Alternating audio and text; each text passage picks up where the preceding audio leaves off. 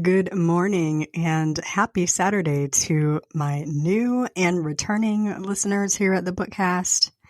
I want to begin before I forget, because I will forget. I want to begin with a great big thank you to two groups that mean a lot to me.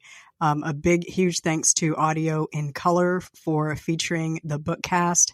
I don't remember if they were featuring me in January or February. My brain is Swiss cheese, but recently they featured me and I want to give a great big shout out to them. Also, my friends in the DMs Diamond Mine for featuring the Bookcast this month. The DMs Diamond group is Jacoby DM's support promotion group they're on Facebook, Instagram, TikTok, Twitter, everywhere. Super great resource for finding an excellent audiobook. Most of them are voiced by our good friend Jacoby DM. So I just want to give a huge shout out to both of those groups. Audio in Color promotes books in audio written by Black authors, read by Black narrators. Thankful for them showing the love and attention and pimping not only this podcast, but my books as well. Love you. Mean it. Let's get rolling. Welcome back to the Bookcast. This is my platform for sharing short fiction and updates on what I'm reading and writing. This is episode 75. I am D.L. White, author of contemporary Southern and romantic fiction novels that center Black love and relationships. I'm also a big fan of books. So we usually begin with the book report, and then we talk about writing and topics of the day. I am currently writing The Pearl at Black Diamond Romance number 3, and I'll talk about my writing process in the writing update, weaving it into part 2 of my How I Write series. I want to reiterate that I am not an expert. I just sit down at this computer and I type words. I smash my fingers into the keyboard and I make words. And I make them sound good to me, and then I send them to my illustrious editor, and she makes them sound better. So I'm talking to me as much as I'm talking to that new author, that hasn't been at the keyboard or the notepad in a long time. We'll get through this book writing process together. The Bookcast is a production of Books by D.L. White, written, edited, produced, and supported by me. If you would love to back me up, I would be most grateful. My podcast website, bookcast.buzzsprout.com, has opportunities to offer a one-time or recurring monthly gift, whichever is most appropriate for your financial situation. I thank you so much to my monthly supporters for standing behind me to offset the cost of bringing this show to you all. The other way you can support is to buy my books. Booksbydlwhite.com/books has all of the good stuff in ebook or audio. As a reminder, I'm phasing out print copies here at home, except for new releases. You can find print copies at most online retailers, at Resist Booksellers, or bookshop.org. As well, all my titles are available wherever ebooks and audiobooks are sold, as well as subscription sites like Everand and Kobo Plus, and they're available to request at your local library through Libby or Hoopla. Today, we'll start with the book report as always, and then we will talk some writing. I'm skipping the marketing report until the end of February, so I have more data to look at, but I had a really good week on the socials, so I'm excited to see what the end of February looks like. I think I'm hitting my stride there, so I'm just going to keep at it, and we'll see where I end up at the end of February. Today is February 9th. It is 8:28 a.m. I'm running way, way, way ahead of schedule. I'm very excited about that. I've been using this new thing. It's a Notion template. I don't know if you guys know Notion, but it's like I guess it's like a cross between like Trello and Evernote. I don't know. Anyway, I have this template for podcast production, and then I have one for publication production where I'm going to use to manage, my books. Like if you ask me what an ISBN for a book is, I don't know. I have to look it up.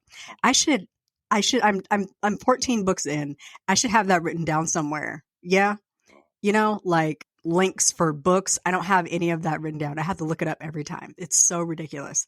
So I'm going to get my life together. So I'm using Notion for that. I'm also using it to manage this podcast. And so I've gone through and planned out really like all of the podcasts for February. So it means that I spend less time writing a rundown And I can just spend like maybe an hour on Friday night getting my life together. And on Saturday morning, I can get up, make some coffee, and sit here at the desk and plug in the mic. So, yes. So I'm way ahead of time. It's 8:30. I usually sit down to record by 9:15. And I'm feeling good about myself. It's overcast in the ATL. And you know what that means? Coffee, a few Girl Scout cookies, a blanket, and a book. I already can't wait. But I got to get this episode out of the way first. So let's kick it. I have a mic. And I am ready to dig in, but first, I'm going to have some coffee.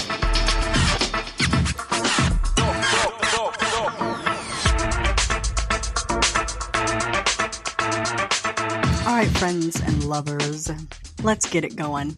We begin, as always, with the book report because I am a book head. If I'm going to do anything, I'm going to read a book. I have read 15 books of my challenge to read 150 books this year. I'm one book behind on my Goodreads challenge. And really come tomorrow, I'm probably going to be 2 books behind. I am not worried because I read books like I wash my face. I had a week where I put down 2 books, so I would be ahead, but I just had 2 books. I'm just not going to deal with these anymore. So let's get into it. This week I read 2 books. I read Summer on Sag Harbor by Sunny Hostin. This was a 3-star for me. It was okay. It was not a bad book. I did not enjoy it as much as Summer on the Bluffs. I got a little inside baseball info on this one, which kind of explains why the writing just seemed off to me. I feel like the characters in this book are...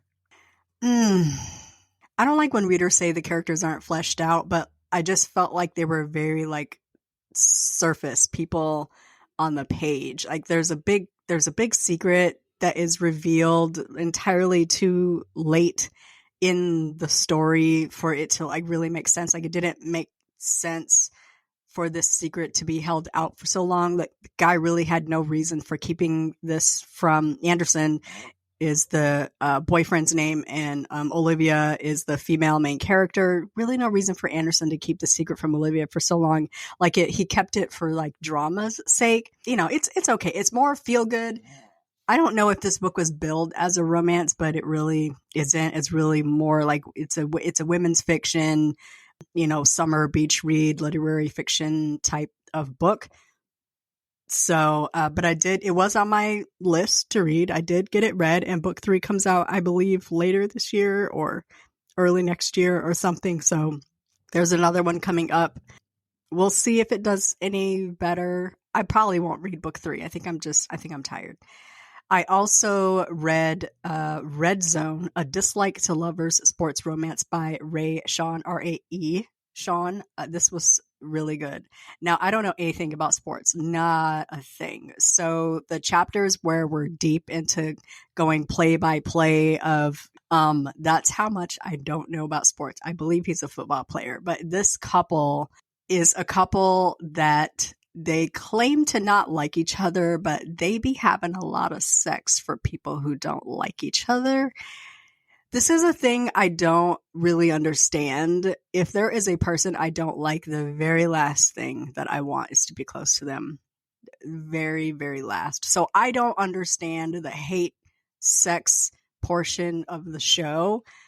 It's more that perhaps they like each other more than they want to, and it comes out in the physical manifestation, in the lust and the sexual attraction. I have never been seriously tempted to have sex with a person I don't like. Like, you become unattractive to me if I just don't like who you are as a person. So that to me, I'm a very realistic, logical person. So that to me is hard to overcome. But when you read between the lines, you see the relationship that these two people have, and you see how stubborn they are. You see how there's feeling a relationship there that maybe they just don't want to bring to the forefront and they don't want to own up to. That I can understand. I wrote my own, hate to happily ever after novel, but Preston and Angie were never in a bed together while they disliked each other. So Angie was not having any of Preston's nonsense, even though Preston was always kind of poking at her and flirting with her. She was just never not having any of his nonsense because she did not like him. And it was not until the tide turned for her that she saw him as, I take that back. She did see him as attractive because they used to date back in the past. So Preston is a good looking man, as we know throughout the book. And she does recognize that he's a good looking man, and maybe that's the problem. Anyway, Red Zone was very good. I gave it 4 stars. It's book 3 in a series, but I didn't feel like I was missing anything. I wasn't lost or anything. Rayshawn put her foot in this book. It's really, really very good. I blew through all of it yesterday because I was trying to catch up on my Goodreads challenge. I knew I wasn't going to get 2 books in, but I did want to get this one in. It just released. It's brand new. So go ahead and snatch it up. It's Red Zone, A Dislike to Lovers Sports Romance by Rayshawn. I have a few books on my reading list. They are advanced reader copies that I need to get read this month before publication. Love and Hot Chicken by Mary Eliza Hartong, pubs February 20th. The American Daughters by Maurice Carlos Ruffin, and The Rumor Game by Thomas Mullen, both published on the 27th. I'm not in a huge hurry to get these read. I am right now really trying to pad my reading with romance because I'm writing a romance.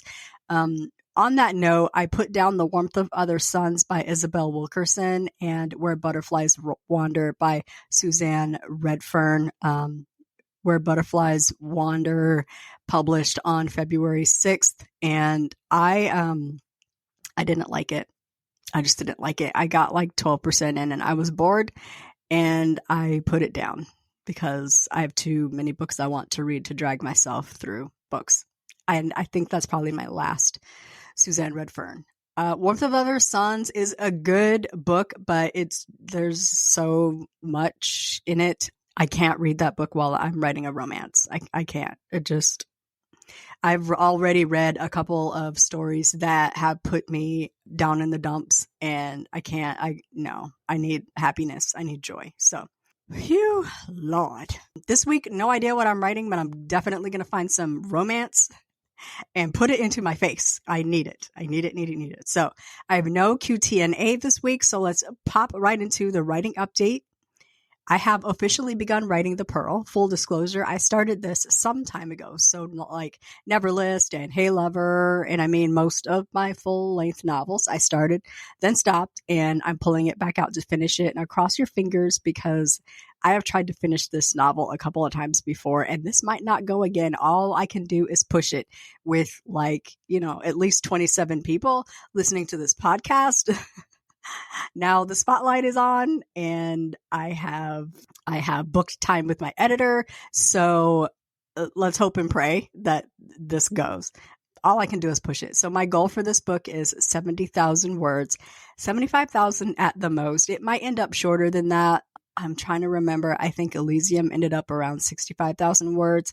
Beach Thing is only 47,000 words. So I really want to keep them around the same length. So I don't want to go over 70 really. It might end up shorter than that, but I don't want to lie to myself and say this is a 45,000 word novella because it's not, and then be stressed because it turns out way longer than a novella.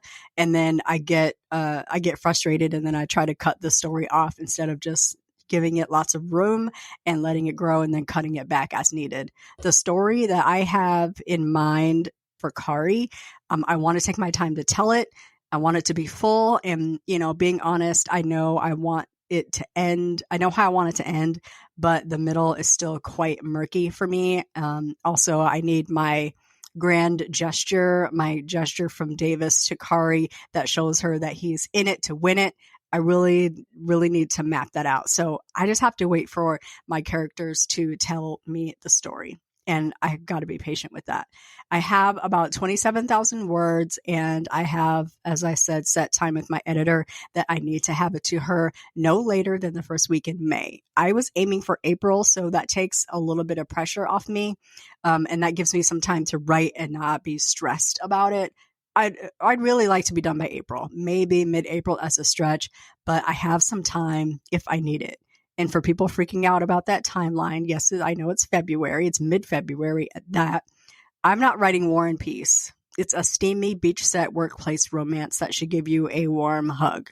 It's not that deep. I mean, I'm just going to try to be full, tell the whole story, not shrink away from things, just fluff the story out, and then firm it up as I need, draft 2 of the writing process. So Dabble gives me a goal of 1,600 words a day when I tell it that I want to be done by the end of April. But I tell Dabble what days I want to write. So I've already cut out my busy days during the week, my Monday, Tuesday, Wednesday. I typically don't write on those days. If I write, it's mostly weekends between now and the end of April. And if I stick to that schedule, in theory, I'll be done on time, in theory. So the goal this week is to keep working through the chapters that I have written, pare them down, rewrite, restructure them, move things around. That's a huge reason why I use Dabble, because I can move scenes around. I can, this needs to come before this, and then let's put this at the end. Let's shove that, in the hopper. We'll use that later. So my word count might drop before it grows, and that's fine. No one ever accused me of writing short because I can't. I also need to work through my planning worksheets and dig in deep with Davis and Kari. So I want to tell you a little bit about Davis and Kari without spoiling too much of the book.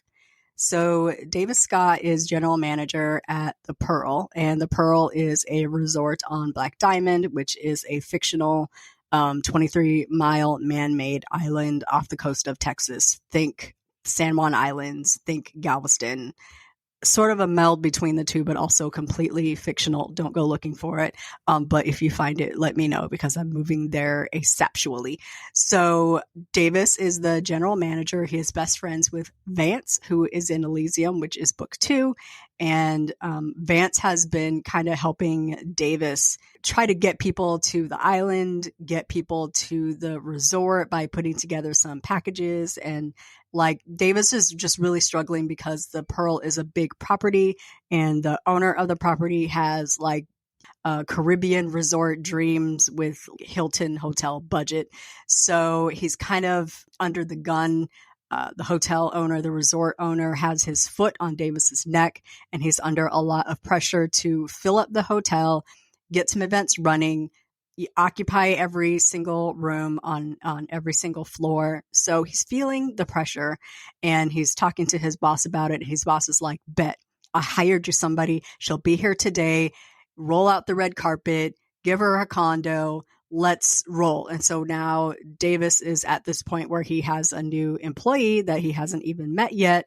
And she is supposed to help him turn it up. Turn the hotel up. Not so much around, because the Pearl is not really failing, but it's not doing as well as it should. It's not a Caribbean destination. It's, a hotel off the coast of Texas.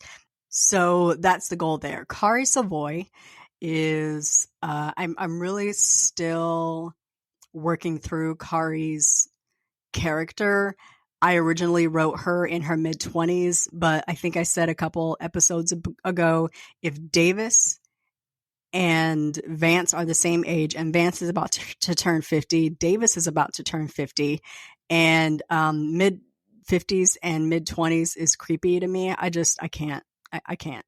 So I'm going to have to age Kari up, which means giving her more life experience and giving Davis a little bit more life experience. It needs to make sense that he is in his 50s and he's a single man about his business. So still working through that. But Kari has been raising her little brother and sister. Her parents died in a car accident more than 10 years ago. And she was, I believe, I have written it that she was in her sophomore year at Southern Methodist University, and got the call that her parents had died in a car accident. And instead of letting her brother and sister go into foster care, she came home to take care of them and finish raising them. Well, now Moses and I have completely forgotten her little sister's name. Raina, Reyna. Wow, why couldn't I remember that? So she's been raising Moses and Raina since they were kids, like 10 and 12, let's say. Moses is now off to college pre-med. Raina has been difficult, we'll say, and she has really the most difficulty connecting with her little sister. Raina did not adjust to the loss of her parents well, and as she has grown older, has just really become more vocal, more rebellious. But she has decided that she is going to go to college and has been accepted to college and is going to college, and now Kari feels like she can live for her. And she was currently working in Austin at a golf resort. It's like the Fairmont Golf Resort and Spa as their marketing and events manager. Hears about this opportunity at the Pearl and has applied for it. And she's almost got the job, but the hiring agency want her to go out to the Pearl, take a look, take a tour, meet Davis, etc. They figure, if they roll out the red carpet to her, that she'll probably take it. No doubt about it, Kari's kind of being suckered because the resort owner is really very much a cheapskate. Kari's definitely being suckered, but she also wants this opportunity because her best friend already lives on the island. Her best friend is Dion, who runs Tiki's and Cream, while Amina from Beach Thing, Black Diamond Romance Book 1, is up in New York helping her parents run their restaurant group and living with Wade. Do you see why this can't be a 45,000 word novella? This is not a novella. So Kari is like kind of reinventing herself. This is a familiar theme in my books, reinventing herself, living her life, putting herself in a position to do better, live better, be better, while still supporting her little brother and her little sister. Of course, Raina is going to throw an absolute wrench in the whole situation. Moses is going to be the steady hand that he has always been through this relationship, kind of the glue that keeps the family together. Kari is going to move to Black Diamond to help Davis keep this hotel afloat. And so that's kind of where we begin. That is my premise, and that's where I am in the book. And here is where I always get stuck because what now? This week's topic on how I write is, am I already stuck? So I get to a certain point and I don't know where to go from here. What now? Am I already stuck? And how do I get out of this? My solution, actually plan. Like a genius idea, actually plan. So I'm a pantser, meaning I write by the seat of my pants, and I prefer to be a discovery writer. I like for the tale to unfold as I write it, not plan it out and then write it. If I plan the whole thing out, then I feel like I already wrote it, and then I'm not interested in rewriting it. So I have an idea of how I want it to begin and end. Other than that, I'm like the Israelites, wandering around in the wilderness. I am a preacher's kid, so you should have expected that analogy. So tips for getting unstuck. The Gotham Writers Workshop offers 12 tips for getting unstuck. Number 1, go back to the beginning. Often a story stalls because you haven't given your protagonist enough to do. Make an adjustment at the beginning can vault you forward to the middle. Number 2, look at your protagonist's backstory. Your characters' histories offer rich veins of material. The more you know about your character, the more you have to write. And for me, that's like digging deep into your character worksheets, into your character interviews, your romancing the beat sheet, your goal, motivation, conflict, all of those things that you use to dig into your characters. You need to know them forward and back, their entire history. I heard Michael B. Jordan say one thing that he does when he gets a role is he develops that character's backstory by journaling from the character's point of view for 3 to 6 months before he begins filming. He needs to build up emotion, and that character needs a history. That character needs something that he's reacting to and something that's driving that emotion. You can't just pull those emotions out of the air. It has to come from somewhere, and that has to be ingrained inside of you as you push your story forward. Tip number 3, throw obstacles in your character's path. Ask yourself, what is the absolute worst thing that could happen to my character right now? And then have it happen.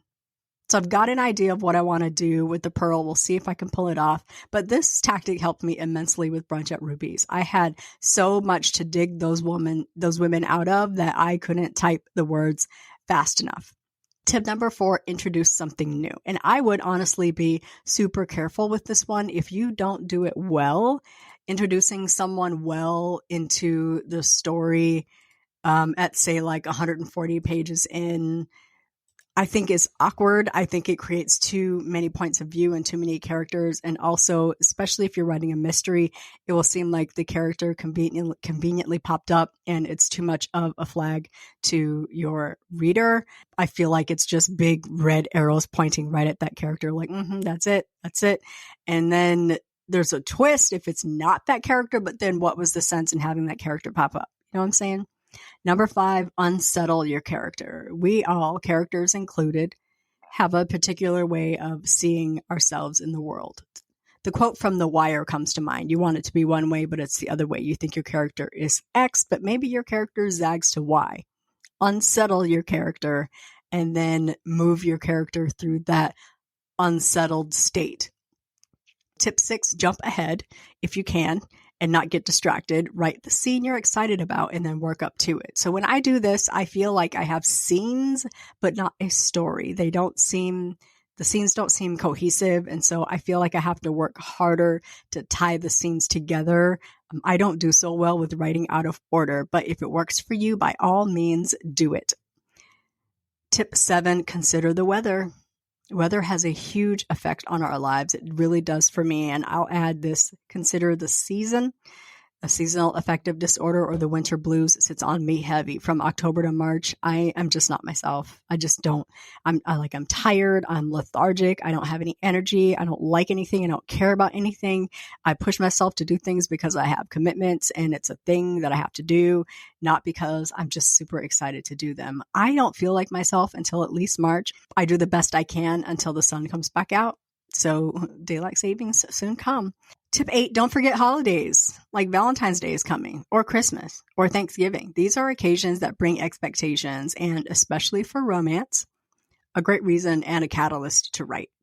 Give yourself a deadline is tip number 9. Full disclosure, a deadline usually makes me lock up, but I have to get my butt in gear. So I reached out to my editor to see when I would have to get my book to her for it to publish in summer. And not only for this book, but for the next 2. So now I have deadlines. I'm not sweating yet, but I am writing. Tip 10 is look inward. Many of us write about topics that are painful. Loss, heartbreak, mental illness, family breakdowns. Often we're drawing on our own experiences as we write, which can mean reliving painful associations. We can get stuck, not because we have nothing to say, but because we have too much to say and we don't want to say it. I can't really add anything to that. It's perfect as is, and it could be a great reason you don't want to dip into that project. I will say a thing that I think about a lot that keeps me from writing is not wanting to get it wrong and the perception of what I'm writing. Like I've said before, I wanted to write Davis on the autism spectrum, but I feel like I'm never going to get that right, and I don't want to fight with people, so I don't write it. In the Never list, I did not want to write a character that was bipolar directly. I wanted to write Trey's reaction to his sister being bipolar and sort of like an outside looking in situation. But I also wanted to give his sister, Melissa, a voice. And I was really worried about doing that wrong and being insensitive. I really lightly skirted across that and I didn't dig too deep into it, and I could have, but I just felt like I was just going to do that wrong. And so it's not my story to tell. And so I will let other people who are bipolar or who have so much more experience writing mental illness, mental imbalance, that sort of thing. I will let them tell that story. Tip 11 is step away from the desk. Sometimes trying to force words is the worst thing you can do. Take a break. Watch a movie, read a book, knit something, color something, talk it out. My non-writer friends are really good for tossing around a what-if scenario because they're not trying to write the book for me. They're just literally pulling from real life. What if she did this? What if he did that? What if this happened? What if that happened? really excellent for giving me ideas and like pulling me out of my panic and anxiety about what if I can't write this book, and just like giving me real life examples. Last tip number 12, when all else fails, try to remember why you started to write this in the first place. What drew you to that story? What makes you excited about writing it, about people reading it? Write it down if you have to. Look at it before your next writing session, and I hope it gives you the push you need. I will post a link to this list in the show notes. There's way more detail than I shared, and I want you to have this resource if you need it. As for me and how I plan to get unstuck, for me, if I'm stuck, either I don't know my story or I don't know my characters enough. So it's time to get out those planning worksheets, to read those writing books. I like Goal, Motivation, and Conflict. Forget the author, but I'll link it in the show notes. And Romancing the Beat by Gwen Hayes. I feel like I read Romancing the Beat before I write every romance, for the refresher. It's super short. It's like maybe an hour and a half long. There is a worksheet that goes with it, and I got to fill out a Romancing the Beat sheet before every romance. Otherwise, I don't know what I'm doing. I run through these and as often as possible until a concrete idea of where I need to go begins to form. And usually when I start to think I'm some hot stuff author that just plants her butt in the chair and pounds out a 65,000 word story without knowing my people, my setting, my story arc, I have to have a little come to the deities meeting, and I am reminded of who I am. That's not how I write. So I pull out my character workbooks and my worksheets, and I do the interviews, and I read the books, and I dig in. Internet research. I love a day in the life. Love it. A blog article, a YouTube video, a movie, talking to people. For this book, I interviewed a person that worked at a high-end resort, and I got so many ideas of what a day in the life should be like for a beleaguered general manager, the correct terminology, what would be irritating to them, to their staff.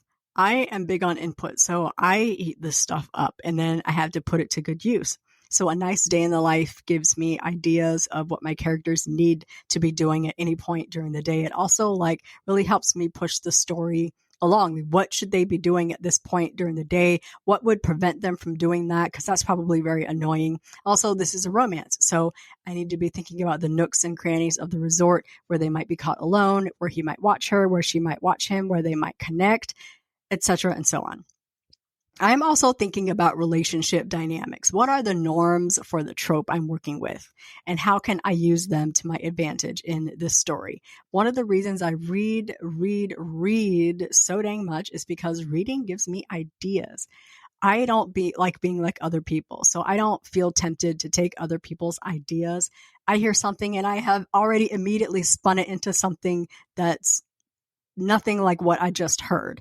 I just get ideas. I might like how an author says things and then turn to my manuscript and remember why I like how that author said something. Is it more vivid? Is it more succinct? Is it more revealing or more mysterious? Does it push my story forward? My alarm just went off. Got you. Turn that off. All right. I'm way ahead of schedule, like I said. Remember why I like how the author said things. Does it push my story forward where I was stuck before? And speaking of that, sometimes I just need to start over. Sometimes what I have just won't work, and I'm afraid I'll have that coming up, but I'll cross that bridge when I come to it. This is like my third time trying to write this book, so I'm not afraid of starting over, but my fear always is, okay, I've started over now for like the third time. Let's pray that third time is the charm. So inevitably, diving into my setting, the world of my characters, letting these acts play out in my mind, feeding it new stories, new thoughts, new juice will bring me out of a rut. When we talk next, let's talk about that saggy, soggy, boring middle that we keep dragging readers through. It doesn't have to be that way. That brings us to the end of today's episode. You can't see me, but I'm dancing because I'm going to edit this and I'm going to get it up and I'm going to set up all my stuff. And then me and my coffee and some Girl Scout cookies are going to get into a book. And I am ultra excited about it. Don't forget to follow me on the socials. I am author DL White in most places. Shout me out a holler. Don't forget to share the podcast if you enjoy this episode. And if you listen on Apple Podcasts or Spotify, give a girl a rating. I'd really appreciate it. Do not forget that you can support this podcast with your book purchases by spreading the good word or by throwing some coins in the hat at bookcast.buzzsprout.com. Every little bit helps. I'll be back next week with a reading update, a writing update, and part 3 in my How I Write series. Please enjoy this weekend. Have a superlative week. We'll chat again soon. Bye-bye.